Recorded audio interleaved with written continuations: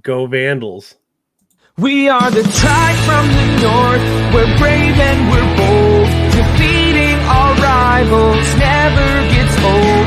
Making our way to the Big Sky Conference. Watch out, 'cause here comes the silver and gold. Whoa, whoa.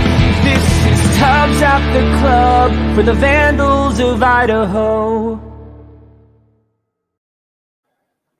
Hi. It's been 24 hours or so since we last did a game. I last did a recap. Hope you all had a great, lovely Wednesday evening, late night game, watching this game. It's almost midnight, and if you're in Boise, hope you're having a good time. I know I did after watching that game. It was quite the game. What a game it was. What a way for them to be able to bounce back after the, I wouldn't say bad first half performance, but just a total Montana State was controlling the tempo, was just be able to control how things are going today, with how things were going. But Montana State was controlling things. Montana State was controlling things, controlling the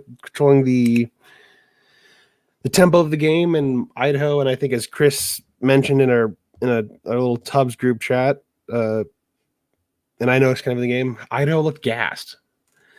They looked tired, and it just was not. It just looked like Montana State was going to pull away from it. But I'm getting a little ahead of myself.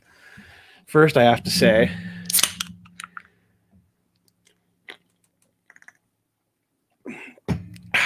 ain't nothing like cracking a Montucky cold snack, an ultra refreshing light beer born in majestic Big Sky country.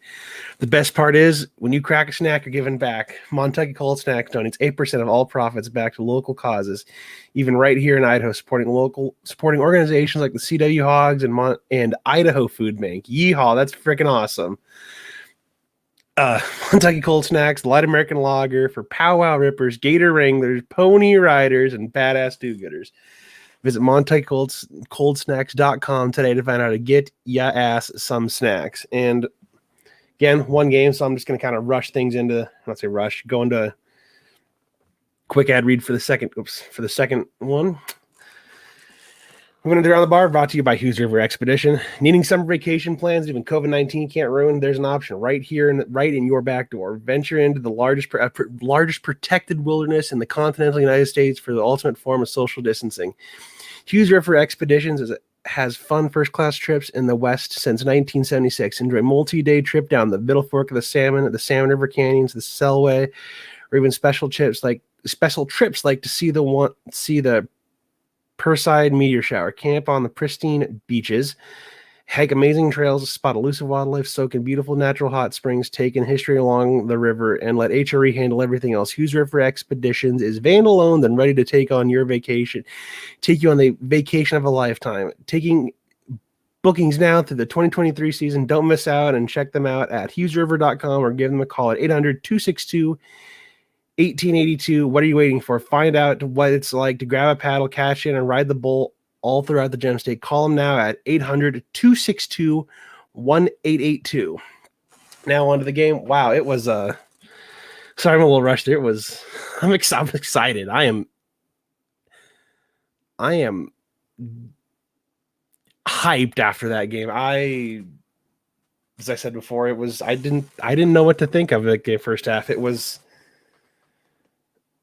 I kind of thought they were just not going to do it. They were going to they looked gas and the tires were just flat, and they weren't going to be able to come back and fight it, come back and make it a game. I thought Montana State was just going to pull away and win it in the end. And Idaho just dug deep and just fought. They came back and won, and it just was a complete flip-flop as to what the second half was for this team. They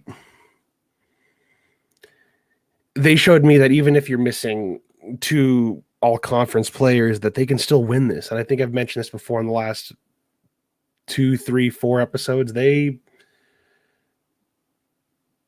can hang with anybody. They can show me that they'll just give me that team and I'll pick them. I'll give me against any team in this country, in this nation, and I will pick them against anybody. Well, I mean, not anybody, but you get my point there. If you're watching on YouTube, they started out first. It was very much back and forth first quarter. 18-17, Montana State kind of pulled away, took control in the second quarter, just was able to kind of dictate how things were going to go. Some Idaho players got knocked. Gabby kind of took a weird step or roll on her ankle and was out for a little bit. Beyond Speed looked like she got knocked in her eye, finger poked in the eye or something. I don't know. Everything's all right. It was I was nervous in that first half. I just kind of thought that it was going to be it was not what I was expecting it to be from a John Newley and Krista Sanford coached team. It was, I think like I said this before, they looked gassed and they just looked red. They just looked like they were tired and just couldn't play anymore. But that third quarter, they just turned it on. They turned it up a notch and outscored Montana State 27-9 in the third quarter, and then held on. And then 21-17 in the fourth quarter. So it was a complete flip flop. Coach Newley and his staff I don't know what was said at halftime, but they showed they made the right changes and got the players amped and just got the girls back in it. And we're playing for the Big Sky Championship on Friday. And that's just amazing right now. They fought back. The Gabby Harrington, just kind of going for the Idaho stats for this one. I don't know that. Beyond Speed, 21 points. Like I said, she's not going to have back-to-back down points. She's not going to have bad down game like she had yesterday. She shook the rust off and just came back 21 points, 8 rebounds. Sydney Gandy, 19-point performance. Ellison Kirby, 9 points, 7 rebounds, 6 assists. Gabby Harrington, a little bit of an off night. I don't know if that was when considered that injuries or not, but just a little bit of a down night, 8.6 rebounds. Natalie Klinker with a double, 19 points, 11 rebounds. It was people filled in when one of your players whenever one of your key contributors was down, they just came back and showed that anyone can come in and step in and do it. They also shot 50% from the field today, which I didn't even notice even when it was when I was watching the game on mute. It was they shot 50% from the field and 28% from 3, but who cares? They won. Moving on to some questions from the audience or people from there. Brian Marceau, whoops. Who's my MVP of the game? I'd give that to Natty, just to have her 31, for her to play 31 minutes in the semifinals of the game, get 19 points, 11 rebounds is just, they had a little bit of a points in the paint. Like Montana State did have more points in the paint, scored most of their points in the first half from points in the paint, or kind of in that inside area, just right by the key there. But Idaho controlled that in the second half. Was able to have play great defense, and just was able to what's the word I'm looking for? They just changed. Coach Newley and his staff just switched it up, and they made the changes that were necessary.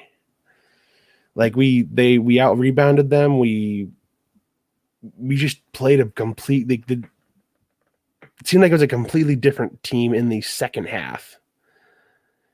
And that was something I was not expecting of them. Second question from Brian. Idaho split. Oops, sorry about that. I'm knocking the mic. Split with Idaho State. What has to go right for Idaho to win? If Idaho doesn't win, what probably went wrong? If it has to go right to win, Idaho has to control. It has to control from start to finish, or has to play well from start to finish and just control the tempo. You can't let Idaho State control things. If you do, sorry about that. If you do let Idaho State control, it's going to be a very close game, like we had the first time around, which was the Thursday game when they played it up in Mem Gym, although they was like, I think, a 5-point loss for Idaho. 7-point loss. I can't remember the exact score. It was you can't let Idaho State control the tempo and let them keep it close in the you can't let Idaho State keep it close.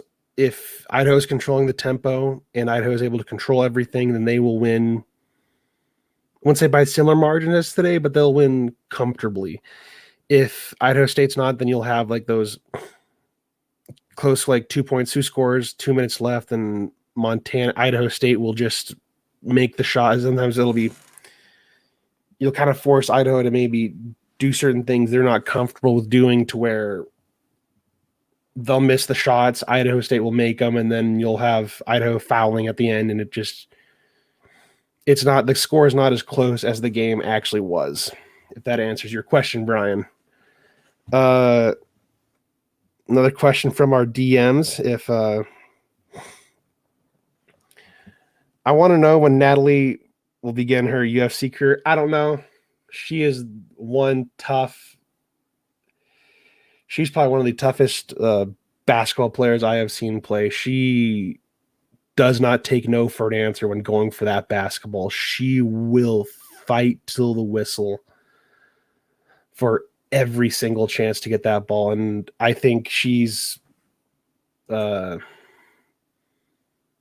I would say weird to say, like, you almost kind of want a team of those kind of players, like a team of Natalie's, which would be, I think, freaking awesome to see.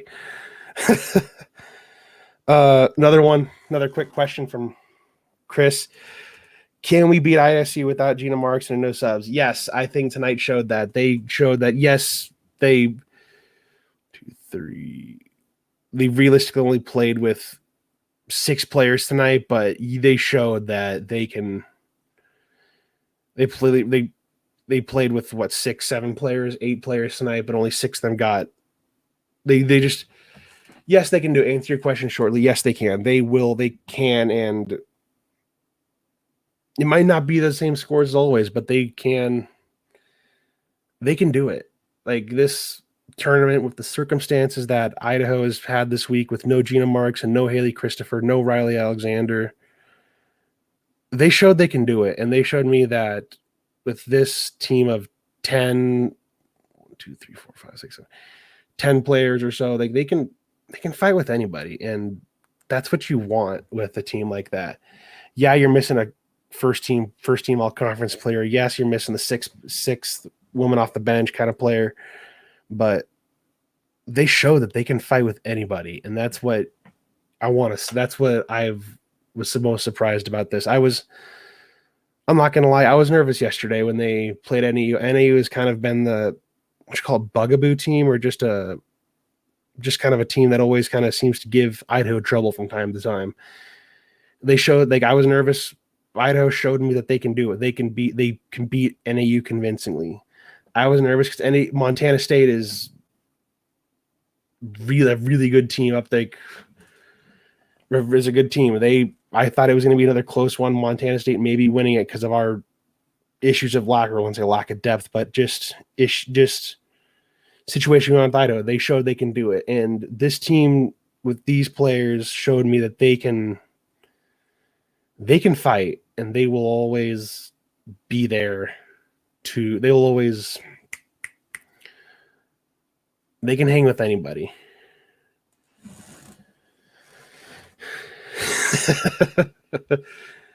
Again, as always, sorry. Yeah, they can just hang with anybody with those players, and if they can manage everything perfect, if coaches can manage everything right, then like I said earlier, they can hang with anybody and they can do that. And I think they've shown they can hang with anybody in this conference, given with the cards they are dealt with.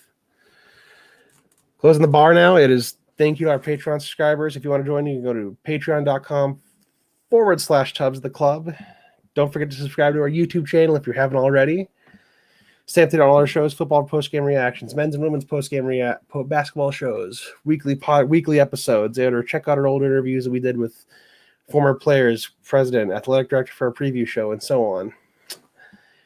As my favorite part of every single game, it is now time to play us out with the beer song. Go Vandals, and have a good night, everybody. See you on Friday.